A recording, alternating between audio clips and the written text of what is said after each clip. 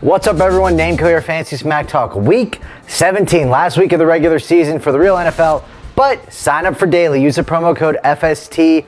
Sign up for daily via DraftKings. Use the promo code FSC. Follow the card or the link in the description below. Deposit at least $5. You get a free entry into a contest this week, or you can even save that for the playoff runs that they're going to be doing. But let's talk about Week 17. So there's a lot of factors you got to think, right? Are people going to be resting? What the shootouts might be? I really like to look at Vegas over and unders and targets. So let's just start off with that quarterback.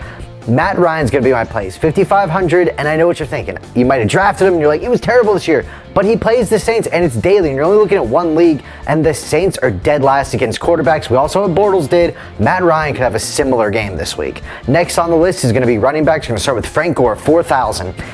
You know, Frank Gore's actually going to have rushed for if he rushes for 109 yards, he will hit 1,000 on the year. And that seems to be a big thing. Gore's talking about it.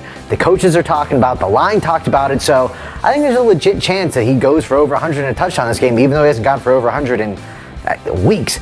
I think there's a legit chance because it's a pride kind of thing for them at this point. Next, I'm going to go with Buck Allen. Buck Allen's 4,400. You're playing for the Ravens. Since he's gotten the gig with all those injuries, it's just the volume that's been great, right? And he's playing a Cincinnati team that's pretty decent, so this is a volume play. But 4,400, it's just a good value at that point. Next, I'm going to go with that Saints-Atlanta game. Wide receiver Willie Snead, 4,400 as well. Again, playing that Atlanta team that's actually decent against wide receivers, but that's because they're easy to run on. So here's the thing. I could see Willie Snead he's had 8 targets the last 3 weeks on an average. I think he gets 8 targets again. That could be 1, maybe 2 touchdowns. He's a tournament play for me. All right, Martavis Bryant, he's actually over my 5,000 threshold at 5,500, but if you take away last week, he's averaged over 10 targets the last 4 games. I think Big Ben's going to be upset about how he played last week, so I think that Martavis Bryant has a big time. This is another tournament play, so my receivers are tournament play, big potentials.